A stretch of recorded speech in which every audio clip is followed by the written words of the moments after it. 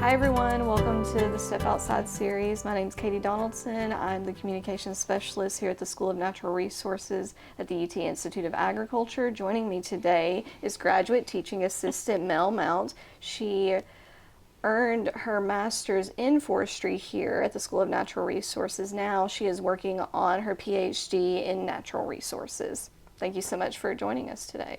Yeah, happy to be here. Thanks for having me. Of course.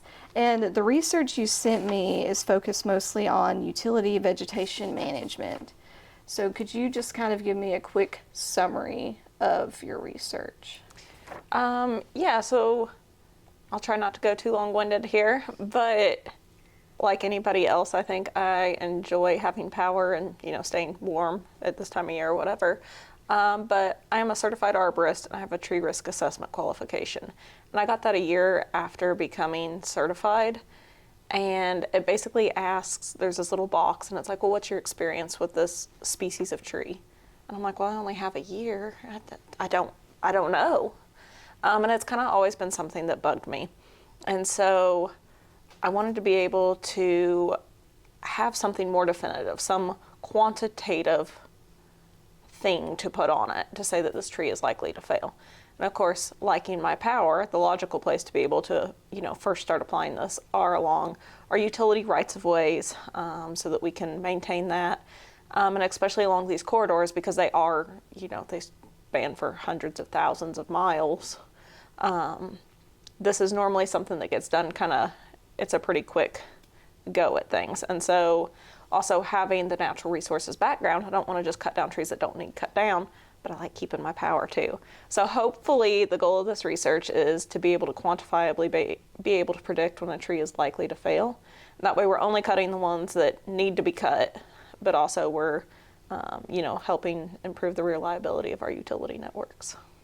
And when you talk about this research, kind of walk me through how you're hoping to get that information. So the first step is actually that we're going to be sending out a survey to utility practitioners, kind of finding out if they're noticing anything that needs particularly addressed. So an example I've been using are if a lot of people come back and say, hey, we've noticed oaks uprooting, we have no idea why, then we could focus the research on areas that are heavily, oak dominated. That's just an example. I don't know that they are, but we're going to send out that survey first, see if there's any particular area that needs addressed. And then from there, we're going to coordinate with a series of utility providers to be able to get this data. And that's kind of up in the air yet, whether that looks like me and some other people getting the data ourselves, or if we're going to train people from these utility companies to make sure that we're getting the quality of data that we want. So that's still up in the air at this point. But getting some, in-field measurements of trees that did fail, and then being able to analyze it from there. One of the things you mentioned is that urban foresters are kind of hesitant to adopt these new measurement practices. Why do you think that is? Urban forestry is a field with people from various different backgrounds. Very few people in it, in my experience, started in urban forestry. And so I think at this point you have a lot of different people coming from a lot of different backgrounds. And not to say necessarily that they don't trust each other, just that that level of feeling synchronized, I guess, isn't there. And so I think there is just hesitance on that part. It's new. We like what we're comfortable with. And to some degree, I think there's some of this is the way it's always been. Why change it if it's not broke? Except maybe it's not broke, but it still could be better. Mm-hmm. Well, and like you said, even though we've been doing it this way for a long time, there are discrepancies. Yes. Initially, the tree risk assessment process started out being quantitative per se, and they found out that there were some mathematical illogical fallacies that occurred, and so they did away with that and went more to a qualitative. And so now you just get a risk rating that's low, moderate, high, or extreme. But extreme ones, you don't ever have to go through that process. You're like, it's gonna fall. But it's just kind of this general category, and depending on your level of bias can influence these categories. So my hope here is to be able to take out some of the bias. And an example of that is, and I have it too, I'll acknowledge it, is about Bradford pears. They get this reputation of being a really weak tree. They're going to split out. I have that same bias. There's actually been a paper that was produced that said they're not actually any more likely to than anything else. Personally, I have a hard time believing it, but they had the data to back it up.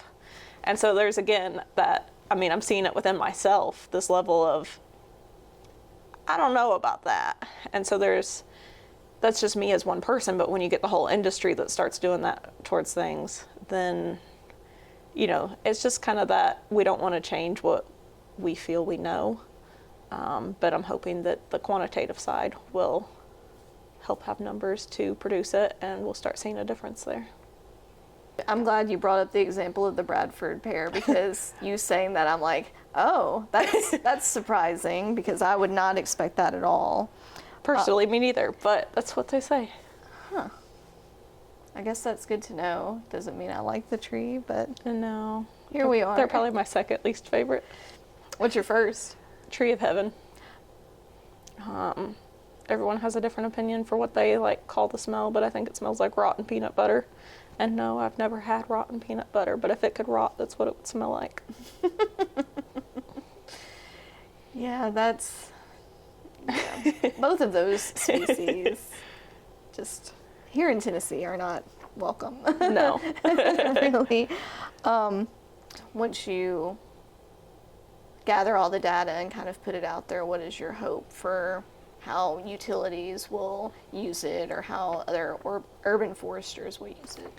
And my hope is to have some type of, whether it's a program or form or whatever the final application is, that's something that any practitioner could use, whether it is utilities or, you know, just a private land manager, not necessarily homeowners. You don't want to have more information than you can feasibly handle. But for practitioners in the field to have this as a guide, so that when they're looking at a tree, if it's somebody who is in the same situation as I am, where I had a year's worth of experience going into this, that they can look at it and say, okay, well, I've got this tree, let me look at these different things.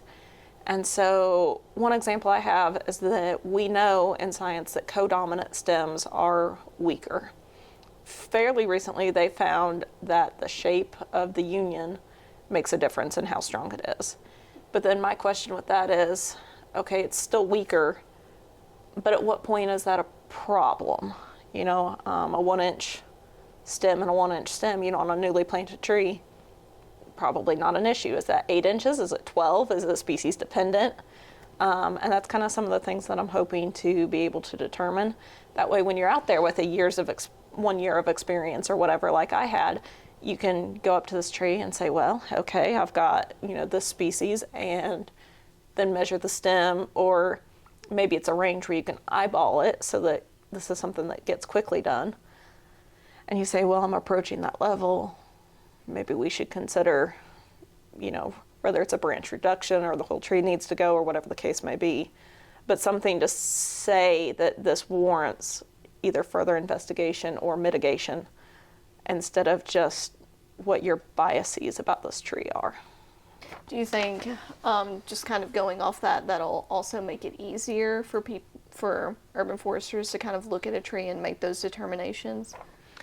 I think so. I think at first it'll be a little bit harder because, like we talked about with the Bradford pear, there's some of that you have your own perceptions, and if the Bradford pear didn't make, you know, this cutoff, you're going to say, well, it's a Bradford pear.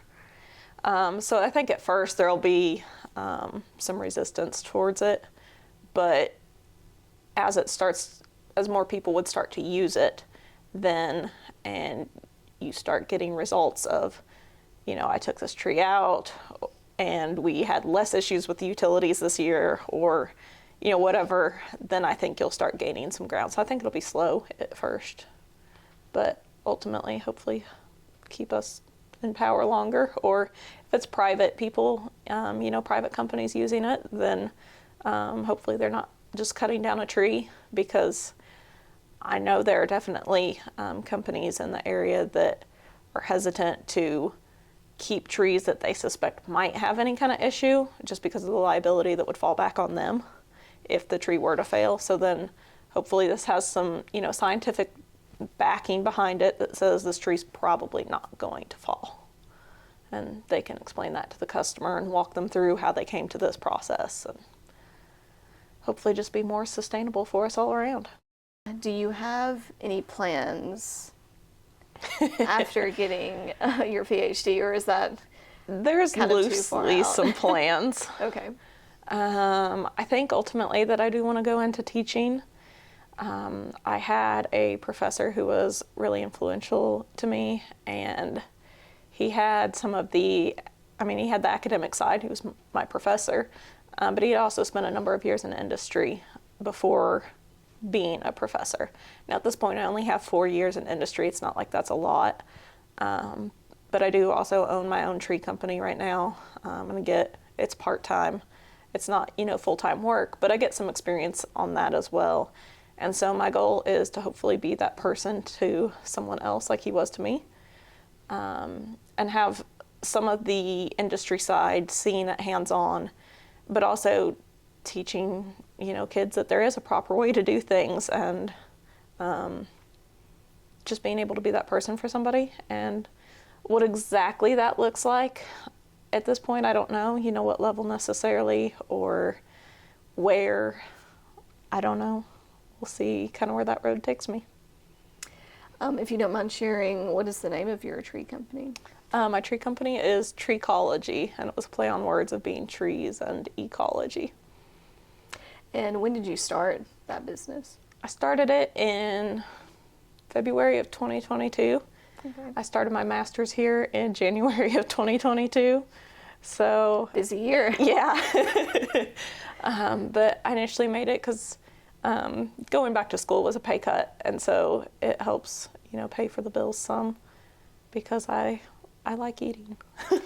Yes. You like eating, you like having a roof And I over like your eating head, well, and too. That's the real problem. Don't we all? Honestly. So I know you said you kind of do that on a part-time basis, but starting that business kind of drive you towards what your research is right now? Probably a little. So when I started my master's, it was in forestry, and I actually ran into Dr. Jean-Philippe one day in a hallway wearing an ISA shirt, and she stops me and she asks, "What do you know about ISA?" And this is the first time I've ever even talked to her, and I was like, "Well, I'm part of it." I'm not sure what the right answer here is.